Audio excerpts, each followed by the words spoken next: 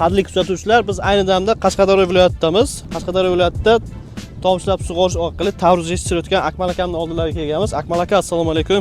Charchamayapsizmi? Sizga hozirga baraka bersin. Rahmat. Xo'p, Akmal aka, ushbu dala maydonida siz tomchilab sug'orish joriy qilgansiz.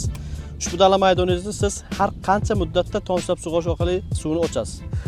Suvni tarvuz yosh vaqtida holatiga qarab, yerda namligi qochishiga qarab 2-3 kunda bir sug'oramiz. Keyin hozir mana tarvuzimiz ko'ryapsiz, pishish jarayonida turibdi, yetildi bo'ldi, yaqin qoldi.